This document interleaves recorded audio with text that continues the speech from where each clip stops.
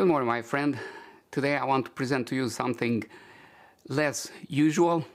And if you are a Christian, I think you are going to find this interesting. If you are not, you are welcome to watch. If I say something that it doesn't make much sense or you don't understand, feel free to ask questions in the comment section. I'll try to answer. I want to discuss today the issue of COVID and the biblical term of abomination, and a little known but important biblical text that, if it is controversial, but if it would have been followed by modern Christians and the world in general, it could have prevented the COVID-19 pandemic. Stay with me through the end, and I'm sure you'll understand what I mean by this. First of all, I want to say a couple of words about the origin of the SARS-CoV-2 virus. I know there is a lot of controversy out there about the virus having originated in the Wuhan lab and being, put out in either by accident or intentionally in the human population. And I know the jury is somewhat out in terms of determining whether that is the case or not. However, even though we are not sure at this point, I think the preponderance of evidence, my informed guess is that it's more likely for this virus to have originated from an animal reservoir than from a human creating it in the lab. There's two reasons why I say that. Number one is because humans, even though we have made a lot of progress in terms of genetics and understanding viruses and how they spread and so forth, I don't think we have the technology, the know-how, how to create viruses. It's possible that they took an existing virus and they tweaked it somehow. That's something that I potentially could see happen. But again, it's less likely than what has, and this is the second reason I believe it's more likely to be this way. Historically, a lot of the viral pandemics that humanity, in recent history at least, where we could trace it, where it came from, what we see again and again is an animal reservoir, and the virus crosses from that animal to the human population in one way or another. And I'll give you a few examples. The best research out there, for example, for the origin of the HIV virus, the virus that causes AIDS, is that it came from chimps in Africa, somewhere around Congo in the 1920s.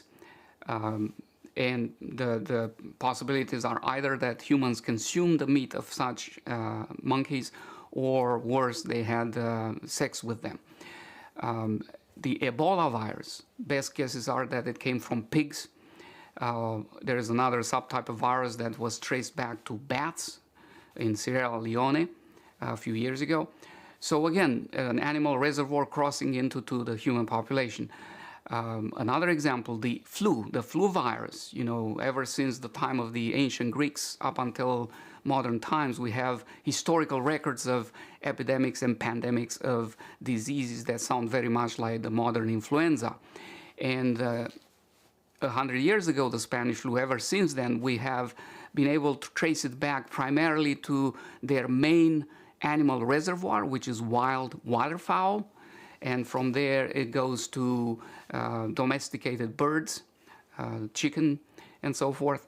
Or it could go to swine, to pigs, and from there comes to humans. So humans can get it either from birds or from pigs, from swine. Swine flu is one of the names that some of the strains that made it to humans have been long recognized as. And so overall, in fact, the current estimates are that about 60% of all infectious diseases in humans can be traced to animal sources, animal reservoirs. So that's huge, my friends. So what does this have to do with Christianity and the Bible? Well, if you are a Christian, I'm sure you're familiar with the passage in Leviticus 11, where it talks about clean versus unclean meats. Let me present to you a little passage, for example, here from Leviticus 11 verse 10, where it talks about what types of fish we can eat, or the Jews could eat, because this was given to the people of Israel shortly after they came out of bondage in Egypt. And so their dietary habits in Egypt were probably over time in the 430 years they had spent there, some of which as slaves, would have been most likely contaminated with the habits of the Egyptians, masters that they had. And so here God gives them this new rule of eating, where it talks about different groups of animals, and it divides them into clean and unclean animals. And for those that are unclean, that should be avoided, the text uses a special term which is translated in our English Bible as an abomination, this shekesh. In other words, something that's detestable, that's to be avoided.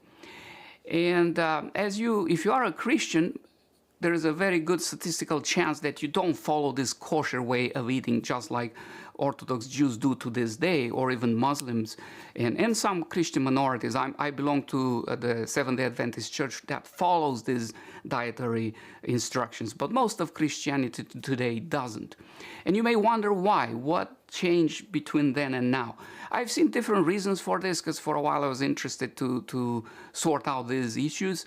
One of the most common arguments that I've seen goes along the lines that God wanted the Jewish people to be separate.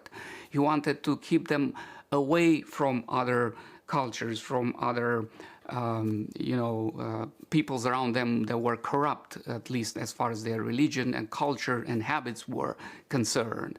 So as the repositories of God's truth, as the chosen people out of which the Messiah was eventually to come out, God wanted them to be different in the way they ate, and the different they dressed, they behaved, they talked, and everything else. And that was the reason why God gave them all these ceremonial laws about how to eat and what not to eat and so forth. And I recognize the value of this argument. I think there is something to it, although the Jews took it to the extreme in the sense that they totally separated themselves from other peoples, and they defeated the purpose they were chosen in the first place, to be a light for others.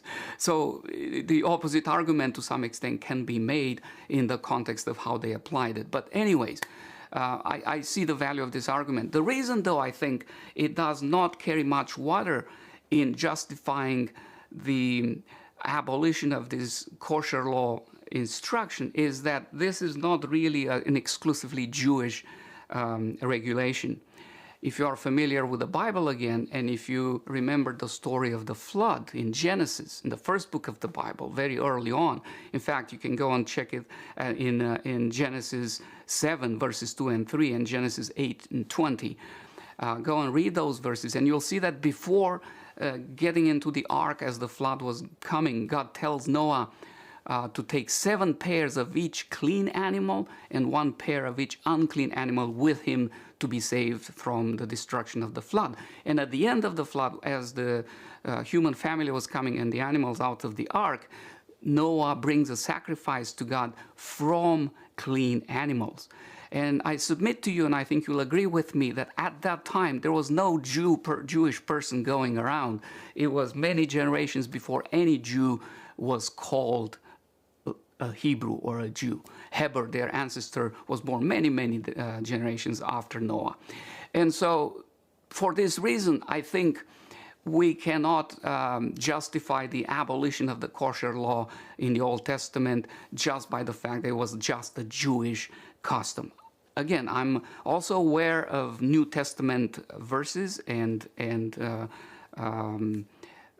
texts such as the famous Colossians 2:16, where Paul says nobody should judge you regarding, one of these festivals or food that you eat or Sabbaths or new moon and so forth.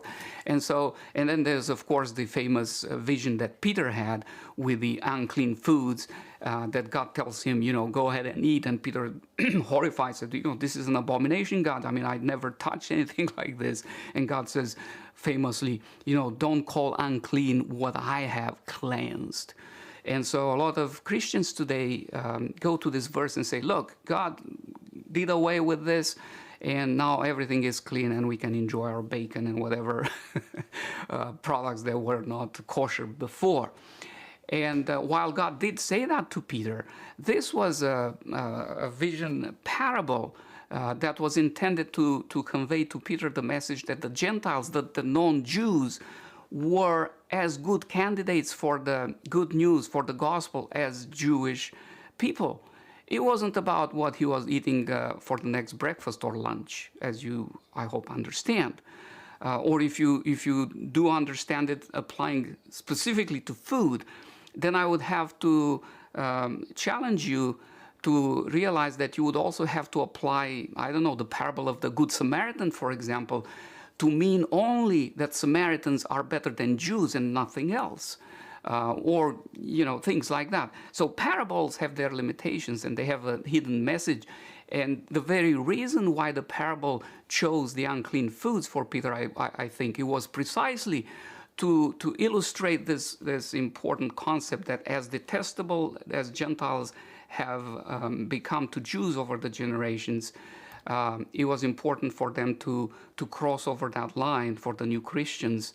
And it was an effort similar to as if somebody were to start eating unclean foods in magnitude, but it wasn't to tell them that, okay, now you can eat whatever food you want.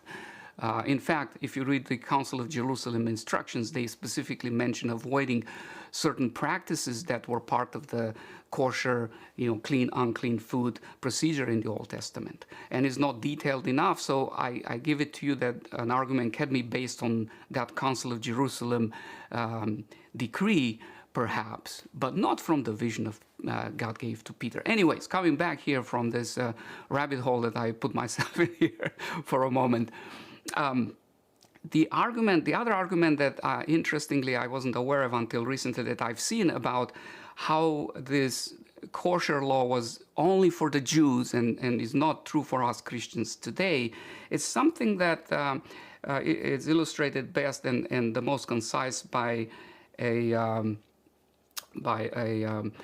Christian YouTuber, Mike Winger, who has a channel that he's trying to teach people to think biblically.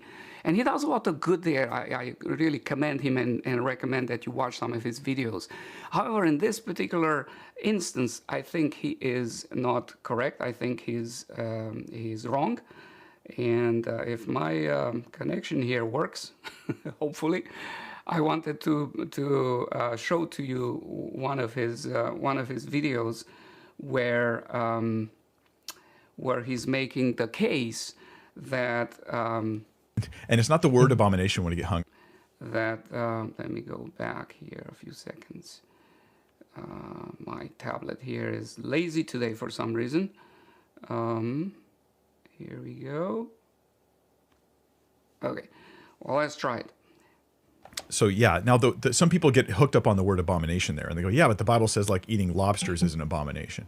Actually, that's a different word in the Hebrew. Our English translations sometimes use the same word. It's a very different word in the Hebrew, different context. It's not the same as shellfish, okay? So, okay, what he's saying here is that indeed God calls these unclean animals an abomination, but the larger context of their discussion that I presented there, a short clip of, is regarding Leviticus 18, where God calls homosexual relationships as an abomination. If you watch this here, Leviticus 18 verse 22, God describes these relationships between man and man, as an abomination. Here it is, and the Jewish term for that is this TOEBAH. And so he's making the case that because these two terms, the one in Leviticus 11 is shekesh, as we said. Let me show you again here as a short, and the other one in Leviticus 18 is TOEBAH. These are different terms, and therefore their meaning is different, and we should not confuse them with each other. TOEBAH, the one about relationships, is universally applicable, whereas the other one is only for the Jews. And that's fine and dandy, except for the fact that if you go in the Bible to Deuteronomy 14:3, where Moses recaps the law for the Israelites before he departs from this life, he presents to them the list of clean and unclean foods, and he starts that section by saying, you should not eat any detestable thing, or abomination.